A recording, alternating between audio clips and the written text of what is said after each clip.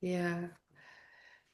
Good morning, good afternoon, good evening, all over the world, wherever you are, from wherever part of the world you are joining us.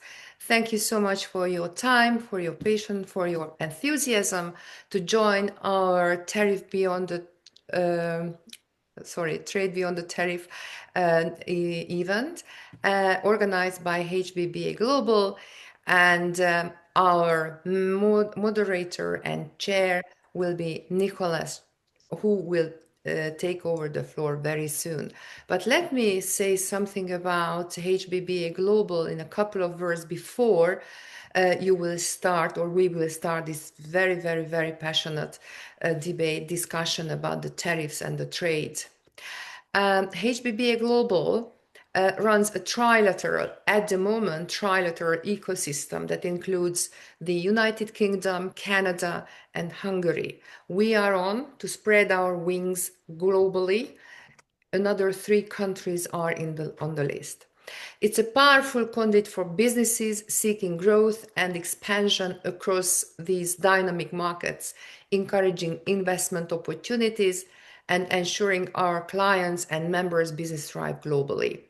HBBA Global Strategic Gateway to International Growth, thanks for our members, our guests, and our very professional advisors.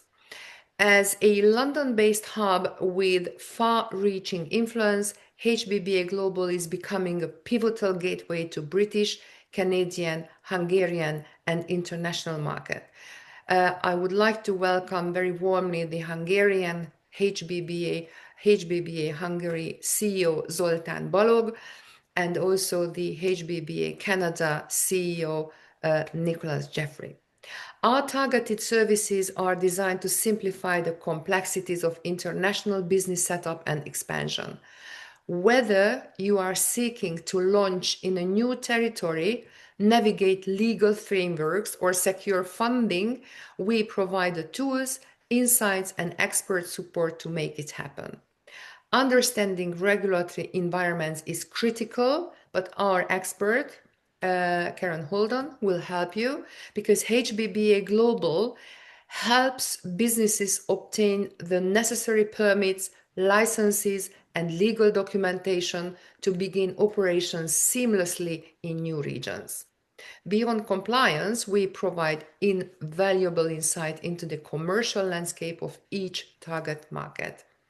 Our advisors guides clients through options such as Innovate UK grants, the European Horizon Grants Program, R&D, tax credits, and professional pathway to debt financing, venture capital, angel investment, and crowdfunding networks. However, if you like what you are going to listen to, not just because of the ridiculous circumstance, but because of the meaningful and very professional remarks and debate, I'm very happy you to reach me out to get more information about what HBBA Global membership means.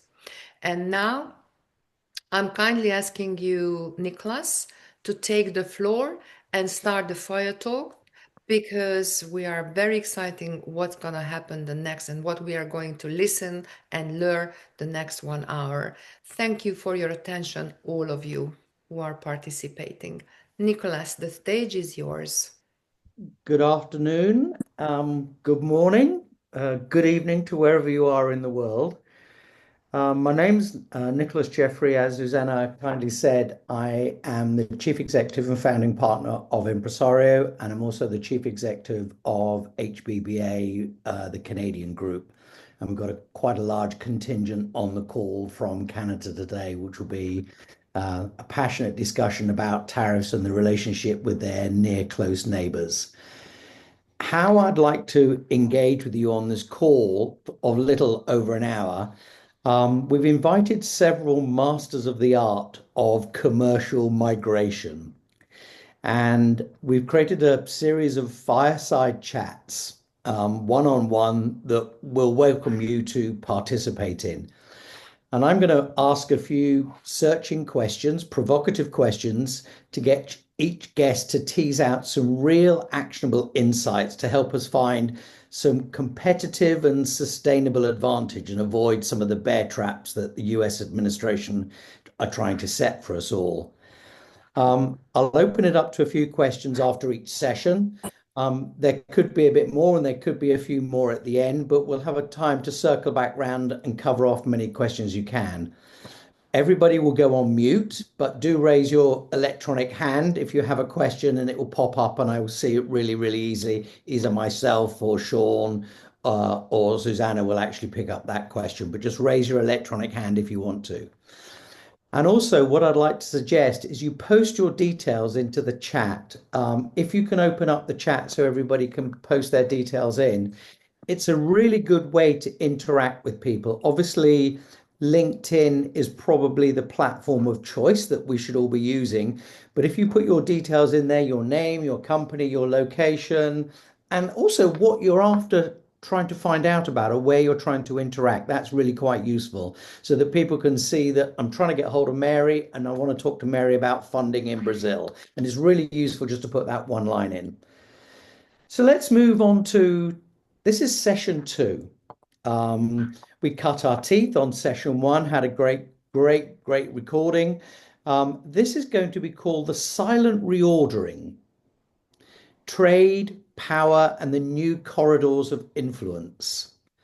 So again, good morning, good afternoon, good evening to all the colleagues and partners from around the world.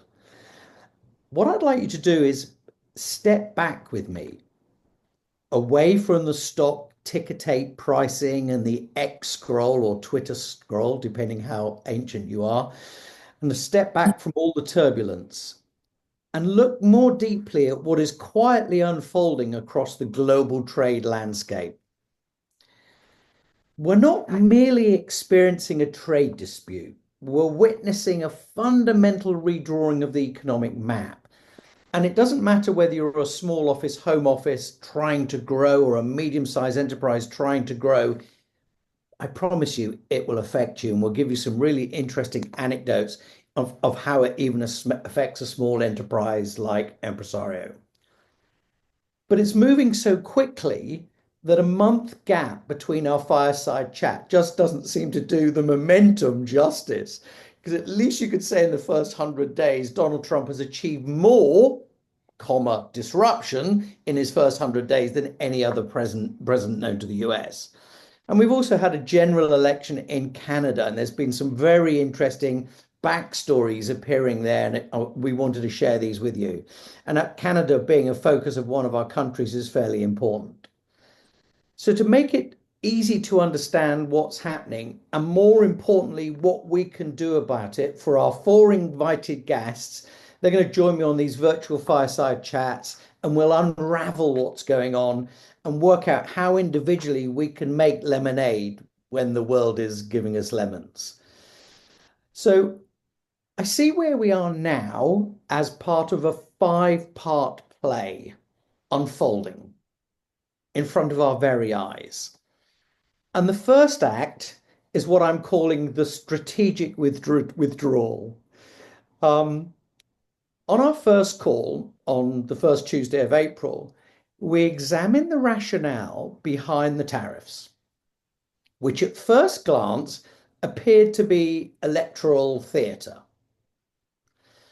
But on closer inspection, they reflected something deeper. It was a recognition of the internal fiscal fragility of the US and the administration's desire to slow or reverse economic overdependence on global linkages, and ultimately to force the Fed, the Federal Reserve, into an interest rate cut.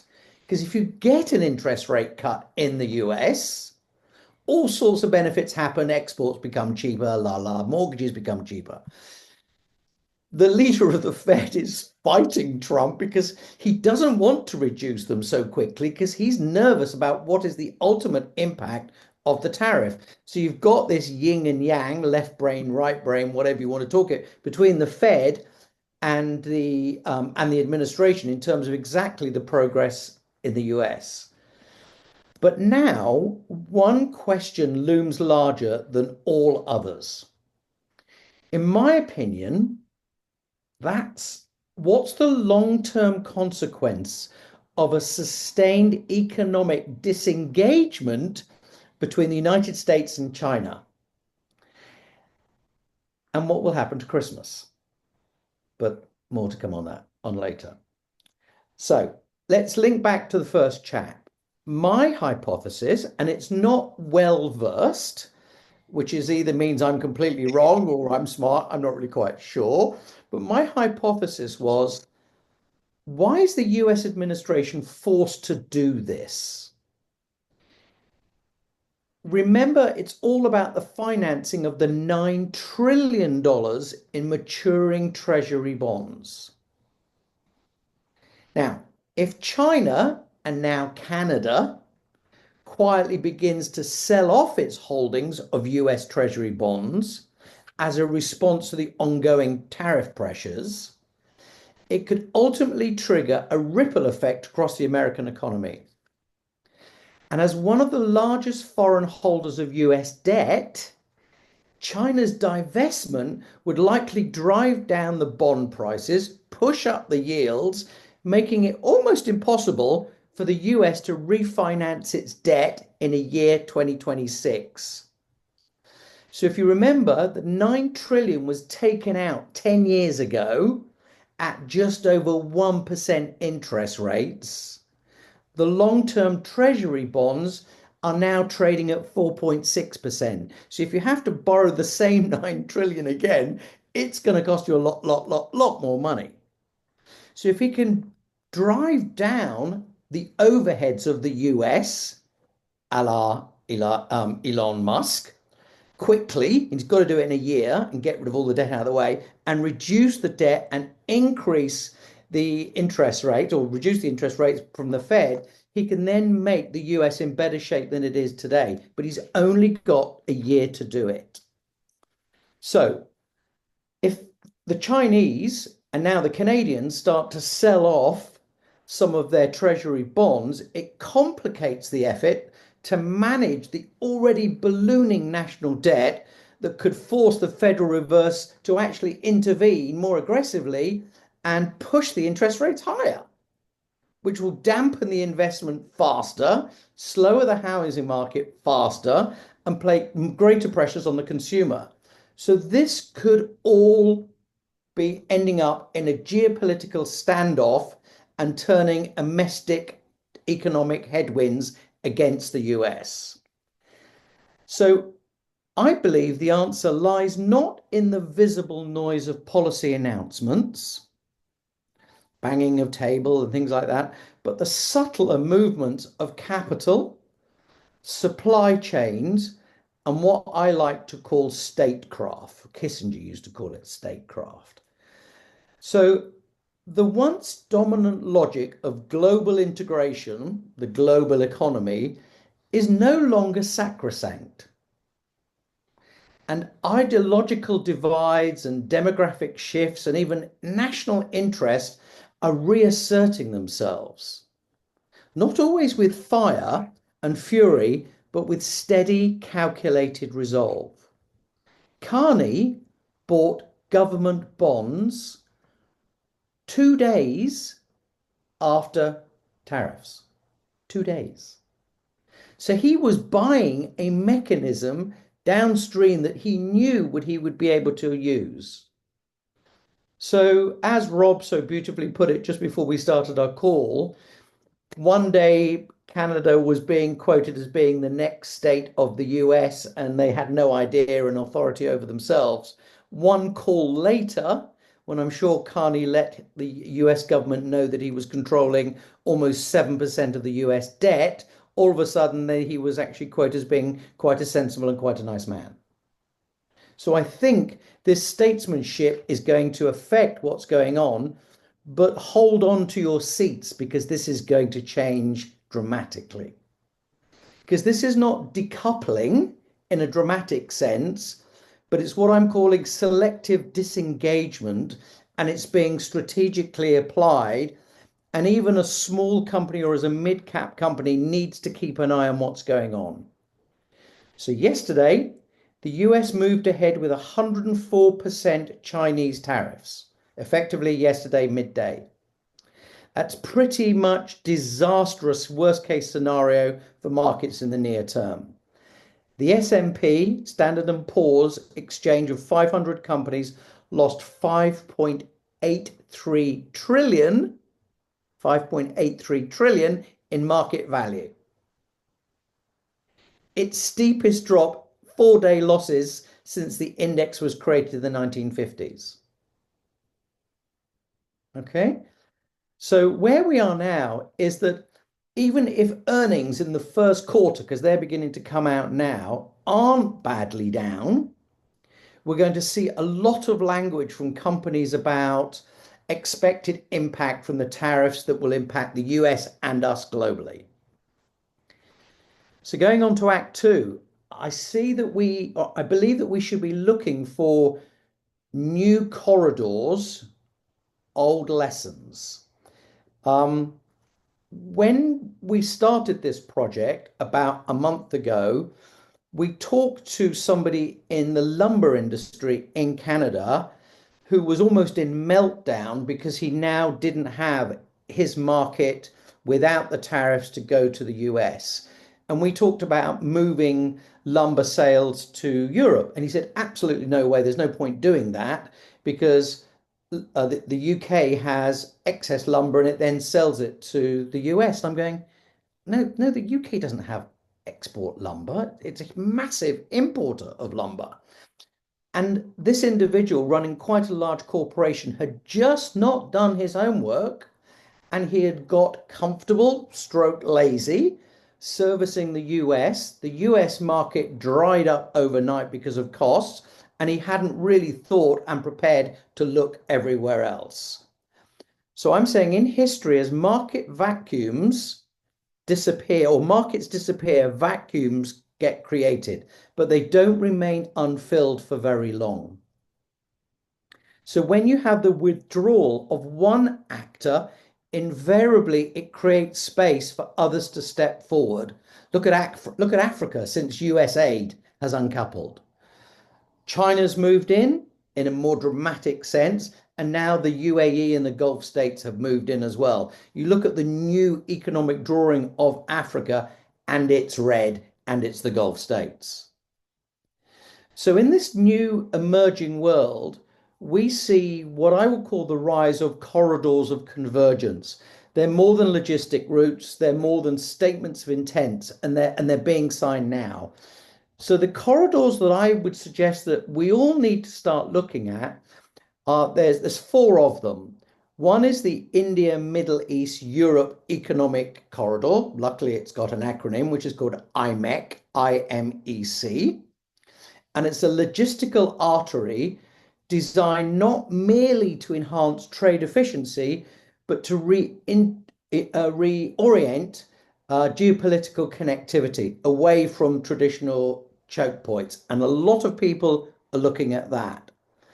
There's another one called the China-Africa Zero Tariff Initiative. So when the US dropped tariffs on Africa, China released them. So there are now 33 African nations that now enjoy full access to the Chinese market with zero tariff. It's not aid, it's architecture. The resurgence of Mexico as a manufacturing alternative with its proximity to the US and new strategic relevance is shaping the hemisphere trade partners. So even though Mexico has big tariffs from the US, it's still close and it's got better tariffs than China. So getting goods from China to Mexico and then Mexico into the US, as Rob will explain to us in a little while, might be interesting. The last one is this Central Asian Middle Corridor. It's an ancient route, and I've done quite a bit of business there. It's an ancient route reimagined for a post-Russian world, and it threads between China, Kazakhstan, the Caucasus, and into Europe. It's the old Silk Route with Tashkent in the middle of it and Samarkand in the middle of it. So each of these new corridors reflect a recalibration of a new worldview. They're not formatted in isolation, but it's the connected tissue of a new, what I would call a multipolar order, in which alignment is defined by resilience, not allegiance, and it requires us to be more agile. The third act is this calculus of contingency. In these times, strategic ambiguity can be a national asset. You can go from 0% tariffs to 50% tariffs to 146% tariffs, back down to 10 and back up to 110. And you can do that in the space of a month. But for business leaders like us, ambiguity without preparedness becomes perilous because we don't know if we can import, because by the time it hits where we want it to be, the tariffs could be 10 times more than we imagined. So what I want to do is actually help us understand exactly how we can work within these tariff tensions. So let's not forget, this is Act 4. So let's not forget that trade is not merely the exchange of goods. It's an expression of values of influence and power. So when the United States and China reduce engagement, we must recognize that the result is not simply a gap. It's a rebalancing act, almost like sending ripples across waters when you throw in a rock in the middle. This opens the field for nations previously sidelined to become more agile, more informed, and more connected. So I know we have a lot of people on from Hungary, so this is not a political statement, and I'm living here and a resident here, but look at Prime Minister Orban. His maneuvering with China and with Trump and with Russia and with Europe might be a dire repeat of Hungarian geopolitical maneuvering throughout history, or it might be really, really, really, really smart. Only time is going to tell, but that's what I'm saying. If you're in Hungary looking to export, you're sort of looking at it at the moment going, hold on, should I go east off to China because that looks really, really good? Or should I go off to the US? Oh, hold on, I can't really do that because Hungary's got the same tariffs because it is part of Europe. You've got to understand these ripples and understand what's going on and speak to as many people and groups like this to understand what your next step is. So in this mild chaos and complexity, there is advantage. And the most successful enterprise will be those that interpret change before it's obvious. Engage with diplomacy as much as distribution, and recognize that in this moment of commercial decisions, they're also geopolitical acts. Now, we'll circle back round to talk about exactly what can you do now in terms of trading beyond tariffs. And we've got some ideas for the UK and for Canada and for Hungary. But what I wanted to do is I wanted to move towards our fireside chats, because what I've just explained is almost like a 40,000 foot view, and that's not what we need. Although it's interesting and though it's a provocative conversation, we need to talk at ground level to understand what is the impact, so that your trade strategy can no longer be in your 5-year plan. It has to live in your next board meeting. It has to live in your next hire, and it definitely has to live in your next shipment. So what we've done is we've collected a group of 4 individuals for our fireside chats. And I'm delighted to invite some really well-connected people. Some I haven't known for very long, some I've known for a long, long time. And these are subject matter experts in their field to sit with me and have a fireside chat, but we want you to participate in it. So we'll pause for questions at the end of each chat. So you can put up your little electronic handshake if you have a question and we'll pick that up. And then I'll go on to the next. And if you want to hold your questions until after the event, link in and link in to everybody that you need to. If you want to hold them to the end, we'll come back round and we can pick them up again. So please allow me to introduce my first fireside guest. And if Karen, if you could be unmuted. So Karen Holden is from the United Kingdom. She's the founder of a really well-branded company called A City Law Firm. So it does exactly what it says on the tin. Karen leads a recognized award-winning legal practice that actually supports entrepreneurs and SMEs, and obviously big, mid-sized established businesses. But she does it in navigating complex legal challenges. She's been awarded the Freedom of the City of London, champion for women, and she's a firm rank in the chambers and the partners. And her experience spans corporate law, large scale investment, business scale, and everything else. She's got a good understanding of AI, blockchain, and the web. So, Karen, welcome. Delighted to see you again. Thank you very much for joining us. Look, my first question is actually outside the geographies that we're focused on. So it's not about Canada, it's not about Hungary, it's not even about the UK. You recently ran a successful trade mission to the UAE to Dubai. So what's the mindset of British companies to export and to trade outside the UK at the moment? And do you see a real bow wave of interest in us looking east as UK companies rather than to west and specific to the US? What are some of the trade highlights? What are some of the highlights of that trade mission? Well, firstly, hi everybody, and thank you, Nicholas, for the introduction. Sorry, I was trying to take as many notes as possible as well for that. Yeah, I mean, my role originally was to help people from overseas setting up in the UK and running UK businesses. And there has sadly been a shift. So I'm now trying to help companies go to jurisdictions where it's safe.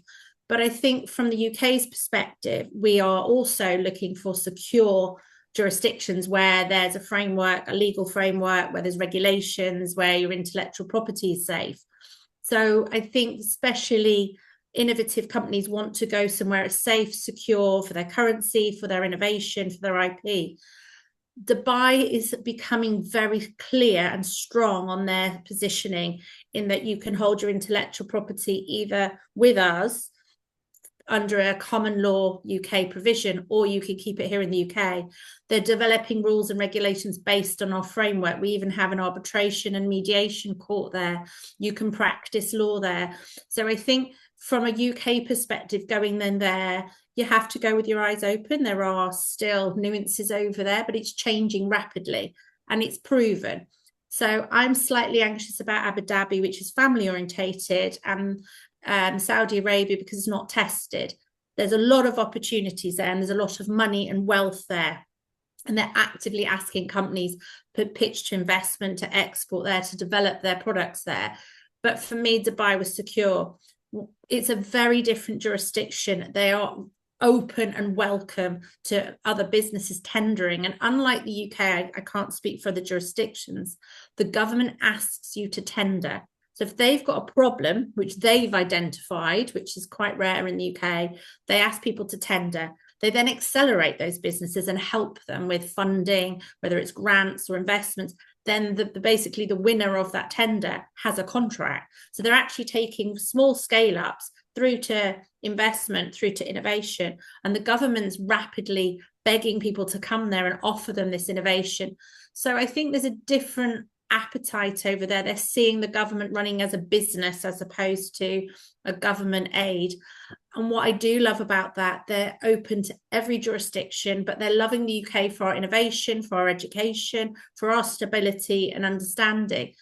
But I met a lot of American founders there, African founders, and it was a lovely melting pot of all different people from all over the world, culturally coming together and working together, talking together, networking together. But you didn't feel like a startup business in a foreign jurisdiction. They were collaborating with you. So if you're smaller, the larger institutes want to nurture you and mentor you. If you almost feel like on an equal footing. And I think sometimes the larger businesses and the small businesses struggle to collaborate, whereas in Dubai, it was very much open door. So I'm not saying it's perfect in the UK. I'm not saying it's perfect in Dubai, like anywhere, but I think the reason people are going towards the Middle East is because there's a solid framework and an understanding. And it's really interesting because you look at global money, and all the families, no, not all, lots of the families are moving their capital and their domicile to Abu Dhabi. So even just a month ago, one of the head of the OTP bank here in Hungary moved all the family money, not OTP money, but the family money to Abu Dhabi, and has set up home for himself. He's just resigned as the chairman of the bank here, OTP, and his son's taken over. But I think there's a lot of money, and you kept using this word, what you just said, the security, which is it feels more balanced. It feels less chaotic than lots of different parts of the world at the moment. It seems more balanced. They're using the UK for regulatory framework, which gives me some comfort. So, Yeah. you used to have a director and a 51% shareholder who is Emirati working within your business.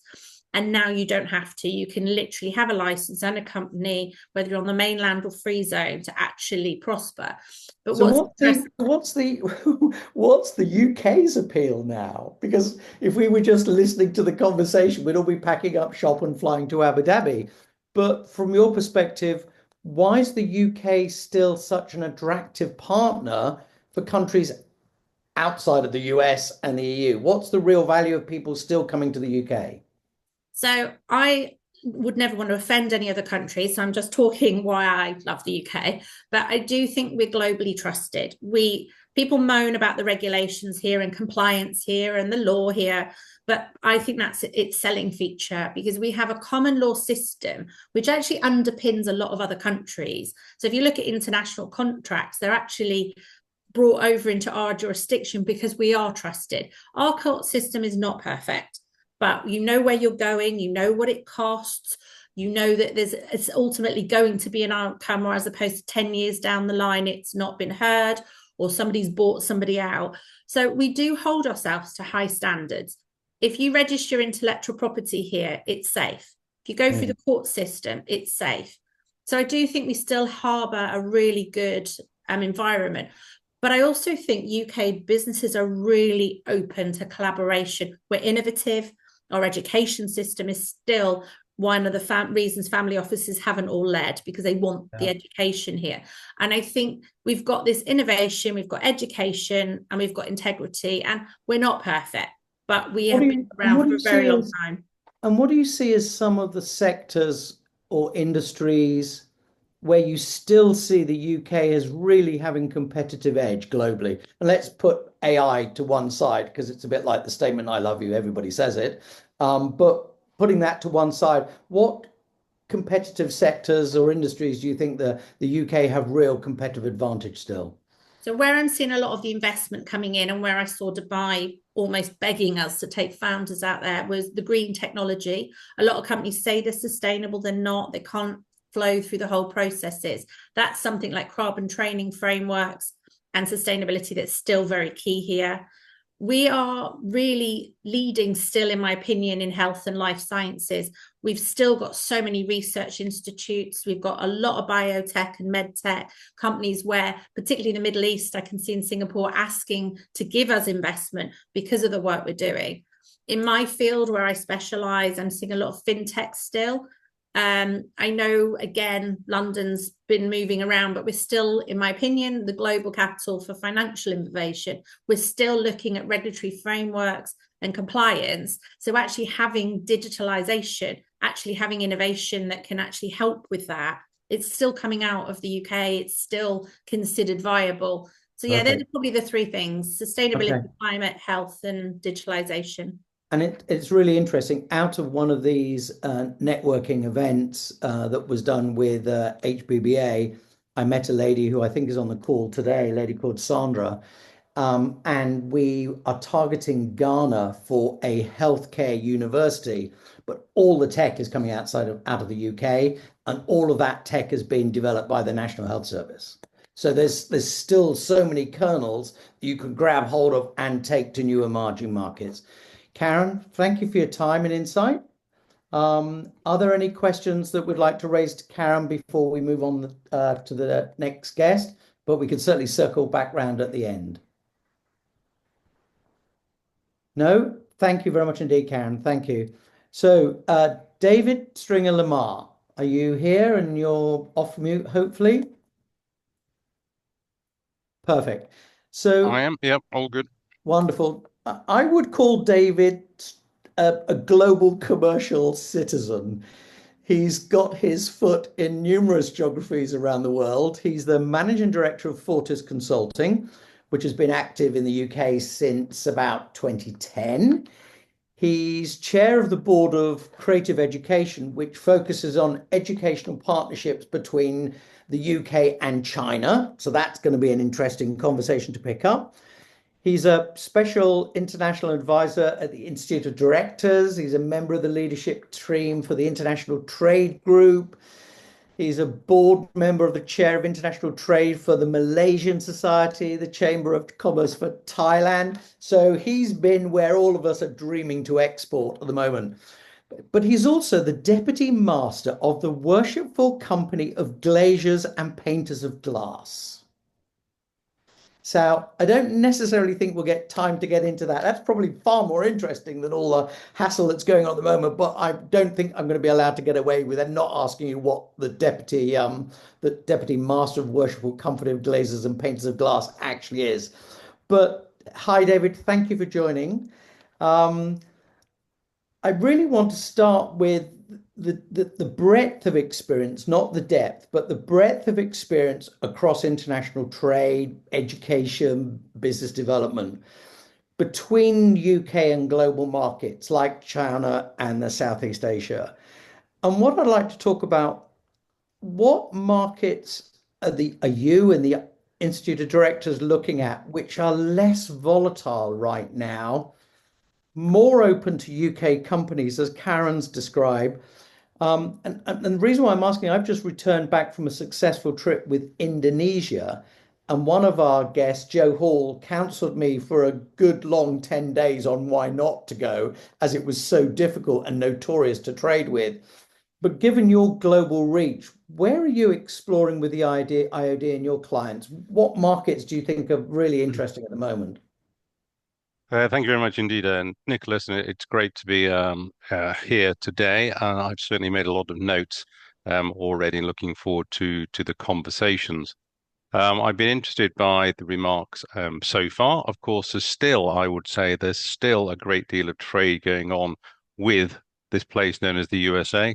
There's an enormous amount of business going on, obviously, with China, and a lot of business between the strange Brexit country known as the UK and the European Union. So there's still lots of corridors. I think I like your analogy. Probably some corridors have less speed bumps than other ones, but obviously they're all constantly changing around the place. Now, I'm based in the city of London, and I've just seen an announcement from the Lord Mayor, Alistair King, drawing my attention to the fact that the UK has just, or maybe about half an hour ago, 40 minutes ago, signed a free trade agreement with India. So I think that that's a great piece of news. And the headline was suggesting, it doesn't mean it's true, suggesting that one of the motivational factors was Donald Trump. So this moved along slightly quicker. So that is a good thing. So thank you, the President of the USA, for helping that move along, because it has been quite slow. Um, In terms of what we're all looking at the moment, yes, we trade in many different areas, and particularly in Asia, perhaps that we're looking at. But I think what's very, very interesting in your question is where are our clients and where are, if you want, the interview directors looking at. Last week, I was actually with the Lord Mayor of the City of London in Zurich. Now, what on earth were we doing in Zurich? So we're in Zurich actually looking at moving along the free trade agreement between the UK and Switzerland. And obviously, where I'm sitting in the City of London, I hear Karen's remarks, quite right about fintech. So looking at a great deal here, what we can actually put together. And there, the Swiss side at the conference we were at are very eager to engage with the UK, and Switzerland is very eager to engage. Sorry, and vice versa, UK Switzerland, Switzerland UK. So my point just being this is yes, well, I'll talk about Asia for sure, but there's lots of conversations going on in these corridors that you mentioned closer to home as Do, well. do you And I think think do you one of think we've been lazy? Do you think we've sort of sat here on our laurels relying on the big monolith of market that is the US? All this hits the fan, and are we scrambling, or do you see it as strategy? Do you see it as coherent what we're doing? And I don't mean the UK, but as business, or are we scrambling? I think there are you put in two things there, one politics, one business, then obviously lots of different parts of business. I'll use the diplomatic term, it depends. But what I will certainly say is I think the UK government, and that's a bit I'll talk about at the moment, but obviously the Swiss governments, the Indian government have all been looking at how to actually increase trade with each other. And obviously one of the most notorious things to negotiate is a free trade agreement. So that's been part of the strategy. If you want, the uncertain nature of the tariffs has pushed that along more. So I think all the countries have been looking around, and particularly the Yeah. UK, to try and find the post-Brexit bonus, wherever that might be. So I think it's part of a strategy, but at the moment, it's certainly giving it impetus to look at what's going on. And how do we, as UK businesses, how do we better communicate, or and not even UK businesses, how as businesses, whether in the UK or in Canada or in Hungary, how do we communicate better our strength when we're entering into new regions? Now, the UK's got a beautiful history and a pedigree of entering new regions, officially or unofficially. So when you're traveling around the world, Zurich, wherever it is, how does the UK appeal still add up in different geographies? Well, it's interesting. A good question there.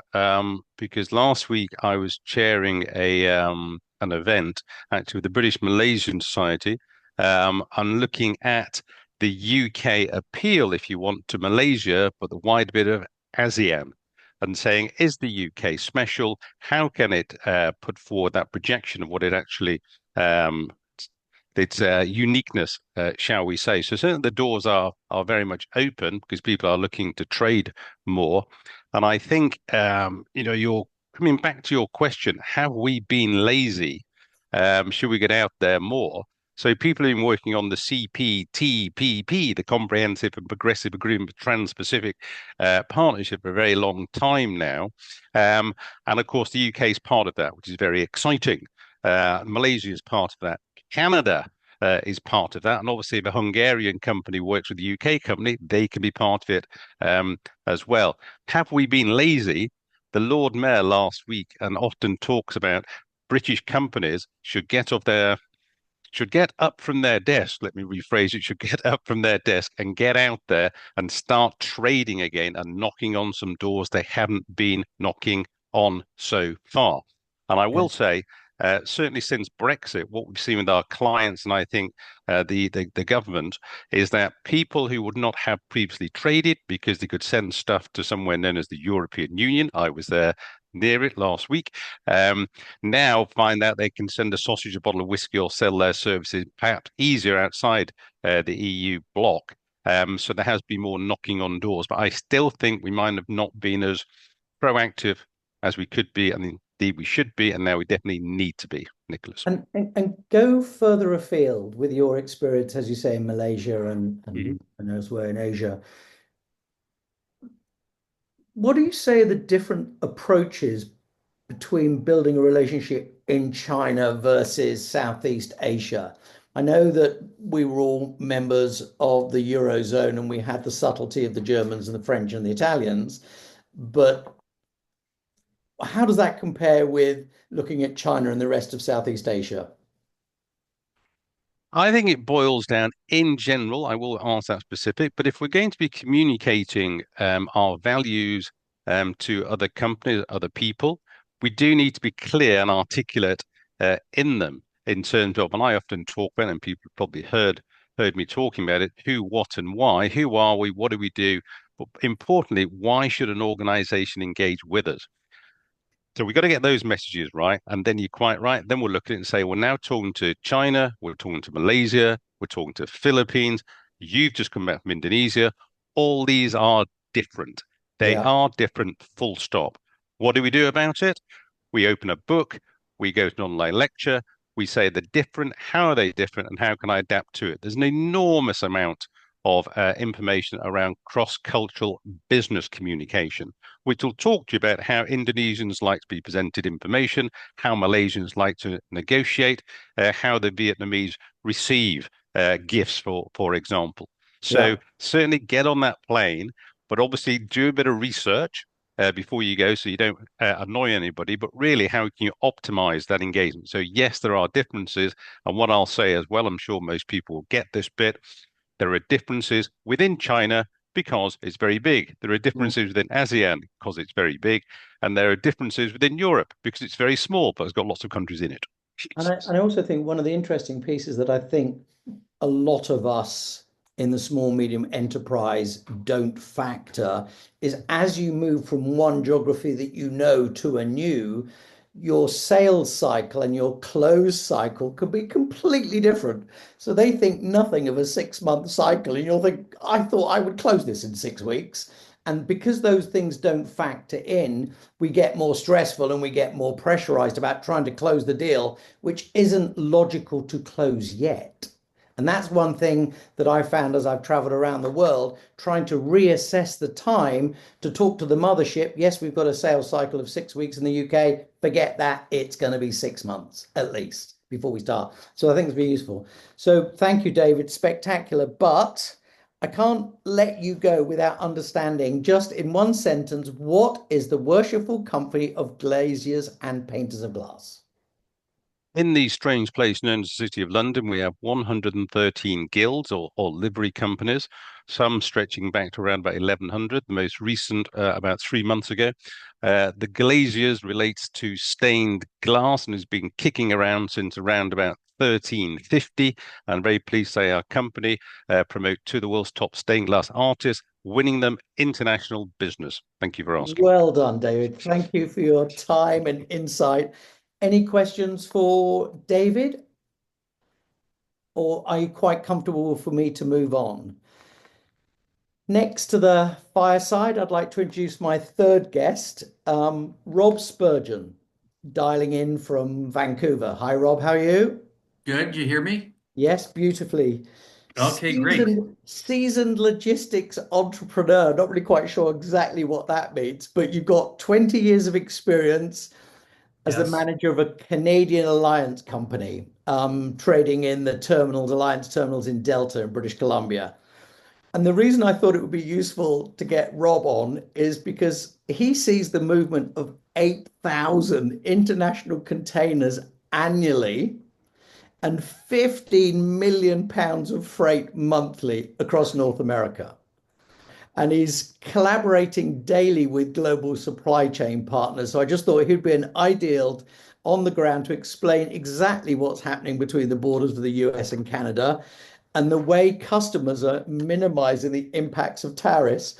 But there was one story I read today, which is Delta Airlines, not a small to medium enterprise, bought a new Airbus A350-900.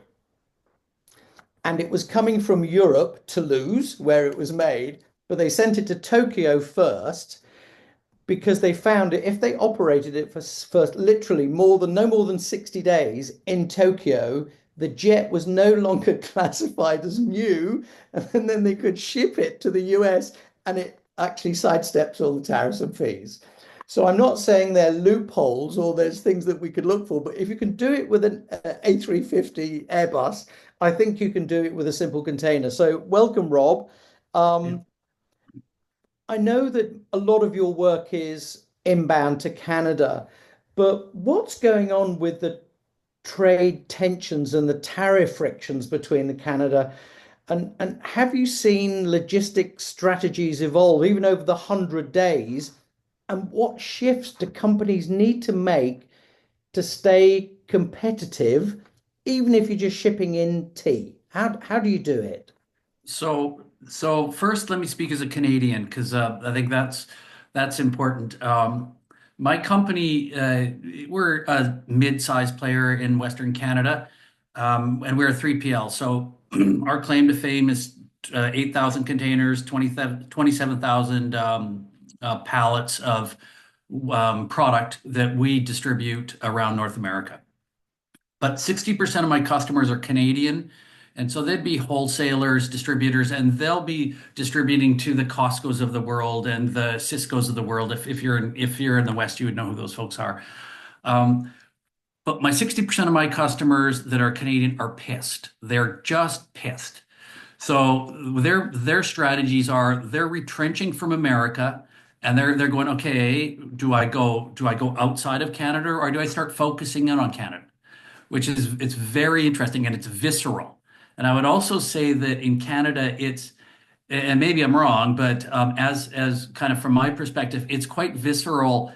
The sentiment of the Canadian citizen towards kind of the attitudes that have been put forward to us from Trump.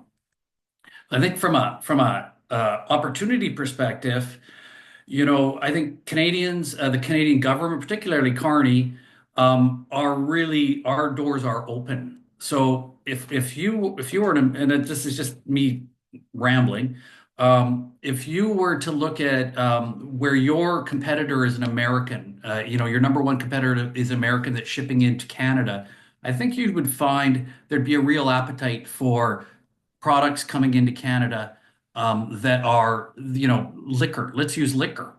Um, there's a market here. And all the US liquor's been taken off the shelves, so there's plenty of space. And not only is it taken off the shelves, if it is sitting on the shelves in the private liquor stores, it isn't getting picked up. So it's quite interesting if you see the little Canadian flag, and that's kind of that sentiment to Joe Public, which I consider myself one. So when you look at the opportunity for people coming into Canada, what you're saying, you're pushing it at an open door and a big market to tackle maybe for the first time ever from Asia or from Europe. What do you think they should be doing? I think they should be knocking on doors. They should be talking to our trade folks. You talked about the liquor control boards. Liquor in Canada is controlled by each province. So there's the liquor control board. Um, those doors, that phone call will be picked up in a heartbeat. And as much as it is a business relationship, I think it's an emotional relationship.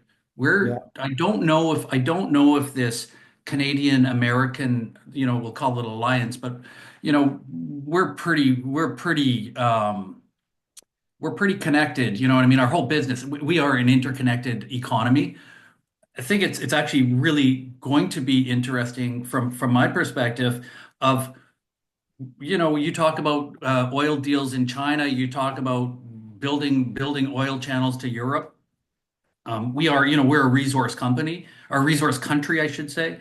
Um, Once the American kind of Trumpism ends, I think Canada is going to be much better positioned because we're not going to be, so resilient on the American economy. We're going to Yeah. be we're going to be trading with Europe. We're going to be trading with Asia. And when you look at your business, it's logistics. Logistics is now becoming a competitive edge. Yes. Because if you can find the right corridor at the right price for the right product, you're at the front of the stream. So, how do you think companies can turn their supply chain and their logistics operation into real strategic advantage, not just a cost center? Well, that's interesting. That's an interesting question. Here's what we're seeing. I'm in Vancouver, so I'm an Asian export destination. Um, Supply chains now, the port of LA, Long Beach, is the largest port in the world. Traffic is down 35% as of Wow. yesterday, the day before. So what's happening in my world, I'm getting phone calls every day. I got 100 containers that I want to bring to Canada and I want to park because I can't afford this 145 or 104%, whatever the tariff rate is now. It is astonishing how fast the supply chains are moving. And from a Vancouver perspective, my terminal is 1 kilometer from the port and 20 kilometers to the border. So I don't even have to sell this stuff. It's just I've got room and I won't have room for much longer. But the supply chains are starting to move to different ports of entry.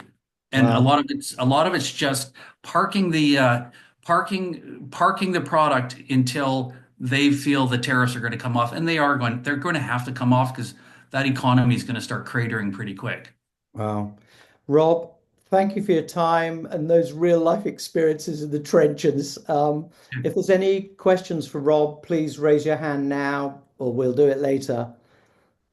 What I'd like to do is introduce you to my last guest to the fireside, a lady called Jo Hall. Um, she's an investor, an advisor, a non-executive director, former chief commercial officer of Toys R Us for Asia. I have to confess that Jo and I have actually known each other for decades. Um, and her first company was actually my first client when I ran an e-commerce design group called Reality. But Jo built the first toy company where you could actually buy online business, and it was a business called Toy Zone, and we've known each other for ages. Jo's an active independent investor and advisor, but one of the reasons why I asked her if she would join us here today, she's had 11 years as the chief commercial officer at Toys R Us, one of those dreadful places as a young parent you've ever been dragged around. You never want to go around it. It's a bit like IKEA. But she was responsible for commercial development and strategy across the company's 10 Asian markets. For those old enough, or for those who are in the UK, Jo was also on the board of Woolworths as the commercial director, and later moved to the Far East as the managing director of Woolworths Asia, sourcing all of their offshore-based stuff in Hong Kong. So she's perfect to join us in this fireside chat and chat through the China dimension. And I've got some fairly provocative questions, which I'm sure you won't mind answering. Jo, I'm sure you'll agree that for decades, China wasn't just the factory of the world. It was the engine of cost efficiency and low cost and speed Mhm. in global retail. Do you think, and it's something I mentioned to David, do you think the West has been dangerously naive in thinking that this level of strategic independence could ever be easily unwound without a long-term consumer cost or innovation penalty? Thanks, Nicholas. Thank you for inviting me, and hi, everyone. Look, I've been in Asia now over 18 years, so spent a lot of time in China. And I think, to answer your question, I'm not sure the West was naive, but they were certainly overly optimistic. The reality is that companies have been working for 3 decades plus to build and embed the infrastructure, the IP development, the talent, the manufacturing innovation at a pace that no other market could ever replicate. So to think that that could be unraveled, disentangled, so quickly, swiftly, cleanly, and cheaply is just a myth, basically. And the investment that has gone in to China through Western companies and governments it just doesn't reflect the geopolitical agenda of the urgency to unravel this dependency on China. But of course, that does come with economic penalties, higher costs, the speed to try and translate all that talent, all that experience into new markets such as Vietnam or Mexico. It cannot happen overnight, and it's not like flicking a switch to transition an operational service from one factory in one market to another. This is literally decades of experience. Yeah. And I think what perhaps people in the boardrooms don't recognize is that rewiring a supply chain is now a strategic overhaul with geopolitical consequences. And the independency of this whole ecosystem goes beyond the simple linear narrative of the supply chain. It's all the support network and why China works so effectively in a multidimensional way. And that's why they've always had competitive advantage. But I think it's interesting when if you sort of say decoupling from China is a buzzword. Yeah. But for brands, even like Apple, who have spent years embedding quality. So the chief executive was on CNN the other night just talking about we're not in China because of low costs. We're in China because of the depth of talent. He said, Yes. you know, we look for new target for programmers, and we go to a trade fair, and there's 1,000 guys and girls all being able to do the same thing. You come to the US and there's 15. So I Yes. don't think it's just supply chain, it's talent chain as well. Oh, 100%. And, you know, the Chinese are very pragmatic in terms of educating talent, nurturing it, and they have massive scale because of the sheer size of the workforce. When you ask about decoupling, whilst the American politicians might like the political soundbite of, oh, we're decoupling, as though it's easily done, those on the ground know that the factory floor realities are so different from that. And what you're seeing is this dual coupling. You've heard of China plus one, where factories are being mirrored in other markets, be that Indonesia, be that Mexico, be that Vietnam, but they're not they're not exiting from China, they're hedging. They're basically switching a percentage of their production, be that 30% or 40%. Now, perhaps some of the planning, and let's just realize that China has been working on this since 2016. They got the heads up that Trump was going to give them tariffs. Now, these guys are not going to sit back. You mentioned being lazy or sitting back on the laurels. No way. And I would argue, Nicholas, that there's a counter argument that China has been decoupling from the US since 2016. Wow. And their trade exports now are only 500 billion US dollars. Their trade exports with the rest of G7 and emerging markets is 1.2 trillion. They have proactively decoupled themselves from this dependency of the US. And it was Trump that instigated that back in 2016. Yeah. So it's absolutely fascinating. And being here on the ground, having spent a lot of time in China, they're very smart. They have totally vertically integrated ecosystems, which again, the likes of Vietnam and Mexico just cannot replicate. So they are smart. They are ahead of where the US are. They really are.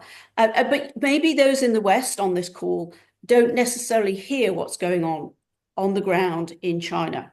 Now, I'm not saying that the tariffs have not had major implications. They have. Rob was talking about movement of containers. I know for a fact that one very large fast food chain shifted 300 containers in less than 6 weeks before Trump imposed the tariffs to get the goods. And Rob will, confirm this, that in LA and the east and west ports of the US are stuffed up to the gunnels with inventory because everybody's shipped as much as they possibly can. It's in bonded warehouses. It's in every space, nook and cranny that they could take some inventory in before tariffs came into play. And do you think that sort of dropping down a level away from the corporate market and the political market, do you think that tensions, even between the US and China, do you think they will spill into consumer consciousness? Do you see that there's 100%. rising economic nationalism about Absolutely. shaping brand trust? But China's been on this bandwagon for over 10 years. If you hear the local parlance in China, it's China for China. If you talk to the Gen Z in China, it's China for China. They're terribly, even more nationalistic and patriotic than their parents were because they were aspiring to speak English. They were aspiring for Western brands. I was in shopping malls in China post-COVID. All the Western brands came out. They've not been allowed back in. The shopping malls now they look Western and they look Japanese, but they are all Chinese brands, be that apparel, be that electricals. It's just, they have shifted massively, just as the US is, peddling this narrative of made in the US, made in the US. No way, because they won't afford firstly, the workers don't want to do the jobs. They won't pay the low pay wages. They haven't got the scale, and they're not going to start building whole brand new manufacturing factories, which take 3-5 years and build a whole infrastructure, which China has been doing for 30 years. What China is doing, which is very, very smart, is where they're building the China plus one in the other markets. They're supporting it with their packaging supply chain, their raw material supply chain, and they're building that entire ecosystem in that parallel market as well. And on a more terrifying thought, what is going to happen to Christmas? Oh, it's a disaster. I've just off a call. I've been in the toy industry for 30 years. Christmas could be cancelled for the US right now because this is absolutely peak production time. All the orders have been cancelled. Walmart, Target, everybody have cancelled orders. The freight forwarders are pushing out bookings on the hope that production will come through. August is peak shipping month for Christmas. And dear old Trump saying, every little girl can have 2 dolls instead of 30. I mean, I don't know what planet he's living on. You heard Mattel in their annual report reporting to the shareholders. They can't predict. They will predict increased prices, this whole uncertainty. But to put tariffs of 145% on toys, I mean, talk about killing an industry. In fact, I was on a call and they've just come back from LA, and so many small to medium-sized US toy distributors will go bust within 2 weeks because their cash flow has completely dried up. It is incredibly, incredibly serious. They are an absolute frenzy. Everybody's lobbying Trump and anybody else who will listen. And interestingly, the soundbite is that Trump listens to the last person he spoke to.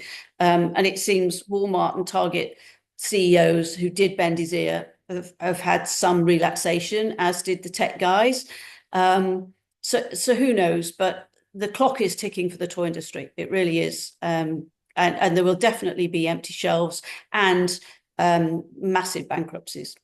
Joe, thank you very much indeed for your time. It's rare to hear those sorts of perspectives of the blend of commercial wisdom you've shared with us this afternoon. Thank you very much indeed. Thank you very much for being with us. So as we wrap up, that was the last guest. If you have any questions, please don't hesitate to raise your hand now. It brings us to the end of the Fireside Chats. Hopefully you found the hour provocative, insightful, you got some actionable ideas in there, do connect with the speakers directly via LinkedIn. That's the best way of getting hold of everybody, and they should have posted their details in the chat. George, I believe you've got a question. So if somebody could unmute George, please go ahead. I think I'm unmuted. No, you're not. You're okay. Yeah, I think listening to all of our speakers, first of all, an hour and a half wasn't enough. I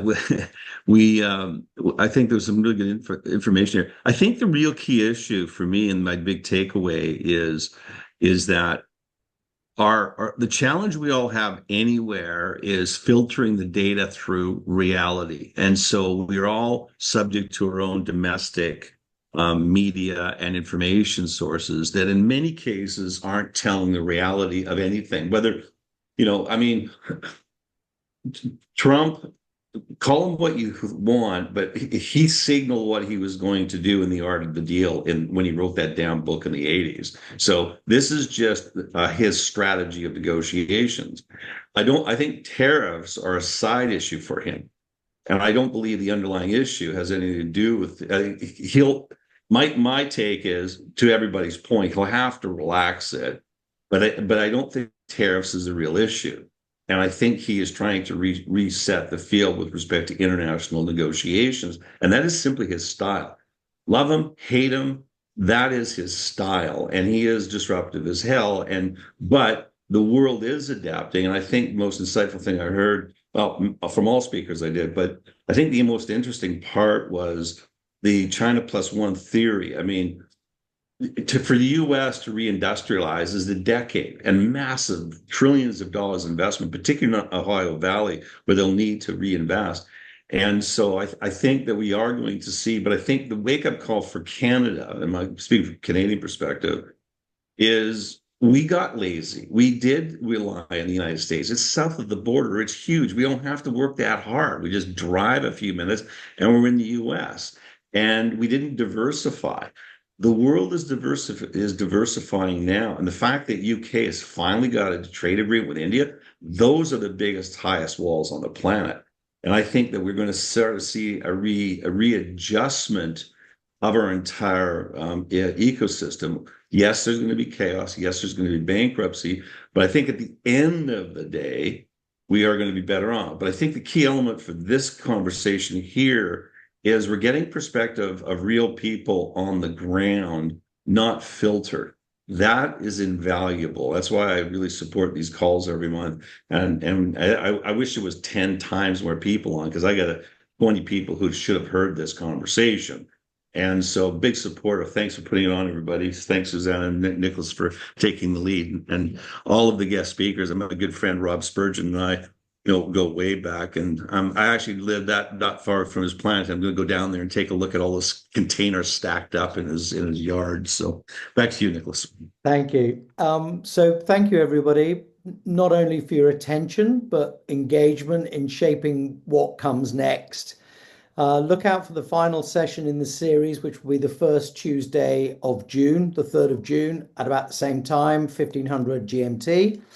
I'm Nicholas Jeffrey, hopefully bringing you clarity, insight, and some commercial power to every conversation. Susanna, thank you very much, and thank you, back to you. Thank you so much, Nicholas. And absolutely, I'm very appreciated. Dear Joe, Rob, Karen, David, your presentations were amazing. Thank you. And also, it was a remarkable moment at 3 o'clock when Sir Keir Starmer signed a contract about the free trade with India. So it was a very good timing. The UK government knows what to do. So they follow us. How remarkable and how strategic, how amazing we are. Anyway, please follow us on LinkedIn. Come to me, come to us if you need any information. You are more than welcome in our monthly in-person events in London.